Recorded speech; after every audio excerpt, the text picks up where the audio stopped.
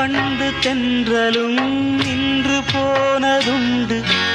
உன்னை காண வெண்ணிலா வந்து போவதுண்டு. ஏன் தேவி இன்று நீ என்னை கொள்கிறாய்? முள் மீது ஏனடி தூங்கச் சொல்கிறாய்? உன்னை தேடி தேடியே எந்த நாவி போனது? கூடு தானே இங்கு பாடுது.